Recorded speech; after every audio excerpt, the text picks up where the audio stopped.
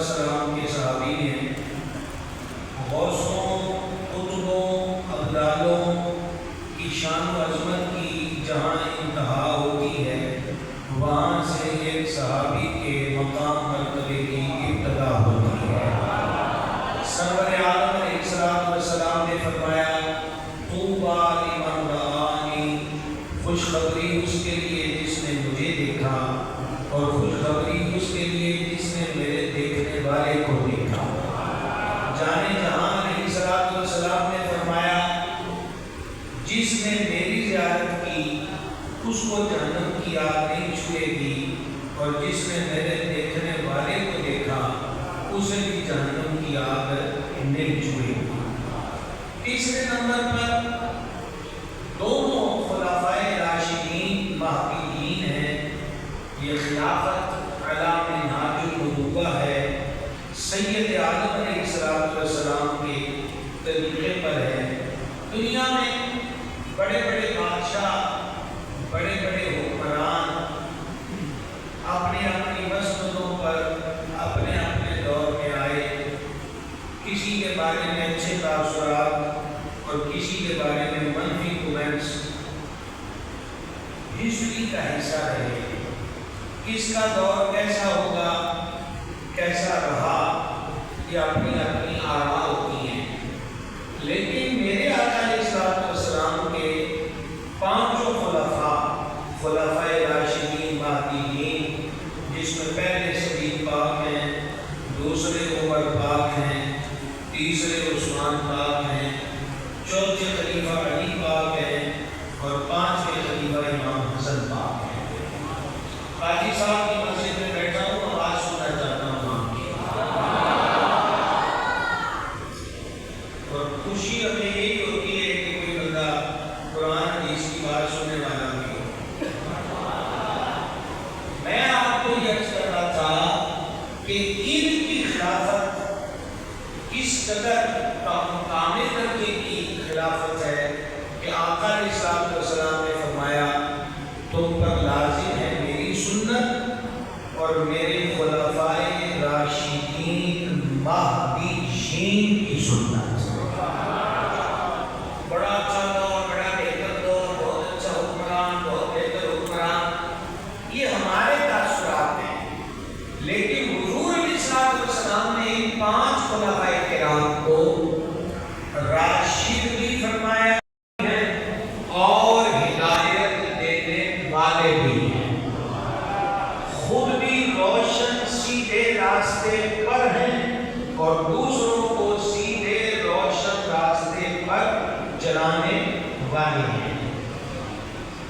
چوتھے نمبر پر ان دونوں کریموں کی شان و عظمت کہ یہ دونوں عشرہ مبشرہ میں شامل ہیں۔ اگلی سنو والو،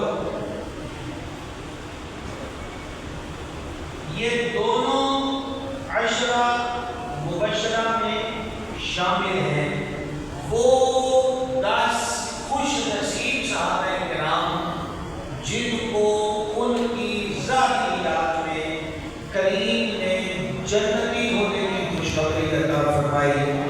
اس میں فاروق اعظم بھی شامل ہیں اور سرکار ذوالنورین بھی شامل ہیں۔ آواز کمزور ہے آپ کی، آواز آپ کو صحیح آ رہی ہے؟ آپ کی آواز ابھی تک صحیح نہیں پہنچی۔ سمجھا کہ یہ پانچویں فضیلت میں نے بیان کی۔ چھٹی فضیلت کہ فاروق و غنی دونوں وہ ہستیاں ہیں جن کو بدری صحابی ہونے کا اعزاز حاصل ہے۔ سیدنا فاروق اعظم رضی اللہ تعالیٰ عنہ تو بدر میں تھے، سیدنا عثمان غنی بدر میں نہیں تھے مگر پھر بھی بدری ہیں۔ سمجھ گئے بات کو؟ ابھی آپ نے حضرت قبلہ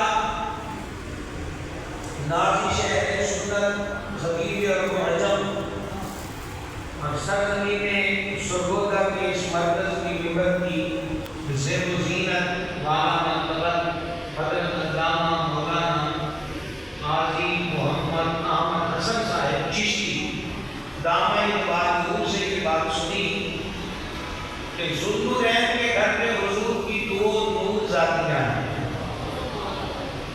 پہلی شہزادی پاک سیدہ طیبہ طاہرہ زکیہ سیدتنا رقیہ صلی اللہ علیہ وسلم ہیں.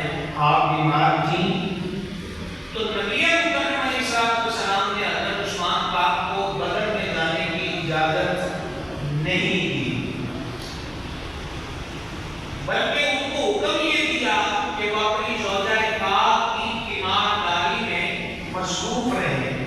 اور سارے جانتے ہیں کہ جس دن مدینہ پاک میں بدر کی فتح کی خبر آئی ہے، اس دن سیدہ طیبہ بنت مصطفیٰ کو بقیع شریف میں مزار میں اتارا جا رہا تھا.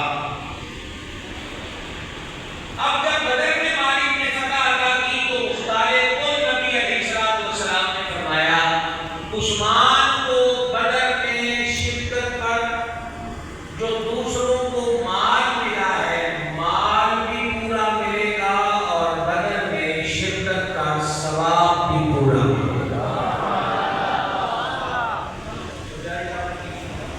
اکیلے مال کی بات ہوتی تو کوئی کہتا کہ ذاتی تصرف ہے.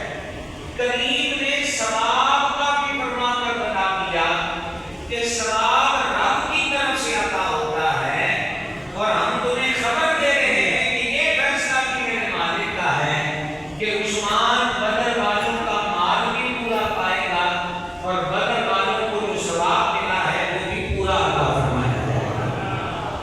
اور بدری ہونا اتنے بڑے اعزاز کی بات ہے کہ اس کے بعد بڑے غزوات ہوئے، لیکن بدر والوں کا اسٹیٹس ہمیشہ سب اول میں برقرار رہا.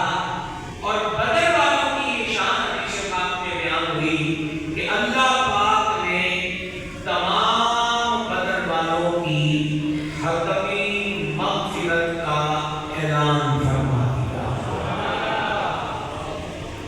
تو سمجھا چوک شاہ بن کے بیٹھو بڑا لمبا سفر کر کے اب شاکل آنے سے بھی بات نہیں چلتی. سمجھا کہ یہ دنیا کو یہ شاکل کو نہیں ہے کہ ہم سنائیں گے یہ باتوں کو اثر کرو محفوظ کرو. ہمیں اپنے اسلاف سے واقفیت ہونی چاہیے. آگے بڑھیے. سرکار فاروق غنی رضی اللہ تعالی عنہ کی ایک اور بہت بڑی فضیلت ہے کہ دونوں بیعت رضوان والے ہیں. اچھا یہاں بھی کمال ہے کہ سیدنا فاروق اعظم بیعت رضوان میں ہیں، سیدنا عثمان غنی موجود نہیں، پر وہ ایسے موجود تھے کہ ان جیسا کوئی اور موجود بھی نہیں تھا. جب 1400 صحابہ نے قرآن میں کریم کے مبارک ہاتھ پر بیعت کی تو رحمت عالم علیہ السلام نے فرمایا عثمان اللہ کے کام میں گیا ہے، یہ ہاتھ عثمان کا ہاتھ ہے، یہ ہاتھ ہے. اور رضوان کا بیعت رضوان کو بیعت رضوان کیوں کہتے ہیں؟ حضور حدیبیہ کے مقام پر ہے.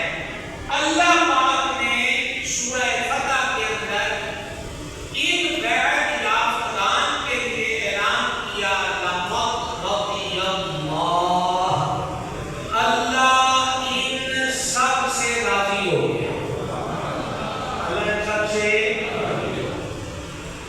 ابھی میں فیس بک پہ آتا ہوا دیکھ رہا تھا کہ دوست نے دوست کو قتل کر دیا اور اس پر جلی حکم میں لکھا تھا کہ دوست دوست نہ رہا. یہ مثال میں نے آپ کو کیوں دی؟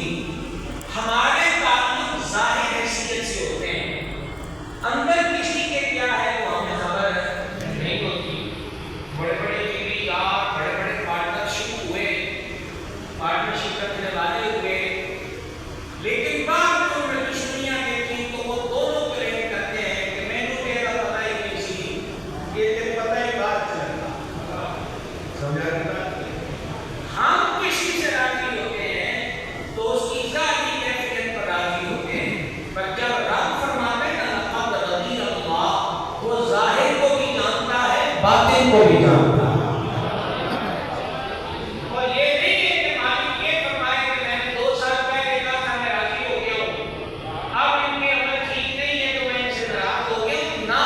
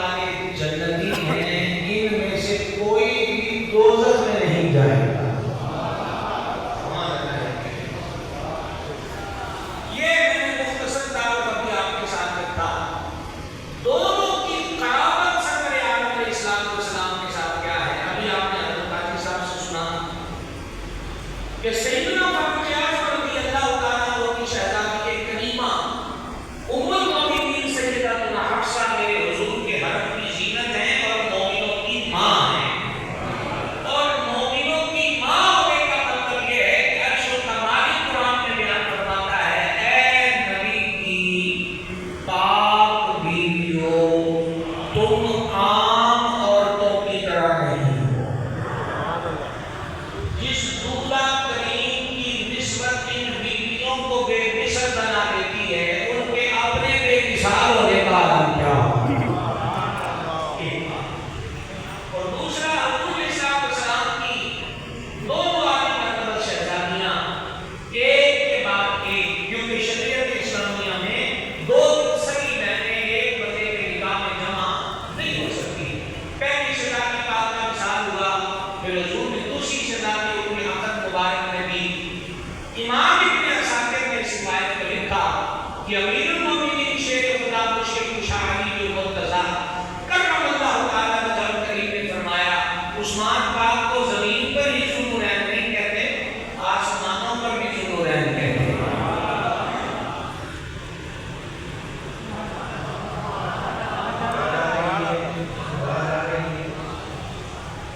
कोई बंदा मुझसे सुनरी में आकर कहे कि सरगोदा में हजरत किबला काजी साहब के पास तुम्हारा जिक्र हुआ और तुम्हारे बारे में तो ये अच्छे तासुरात दे रहे थे, यानी मोहब्बत का इजहार फरमा रहे थे,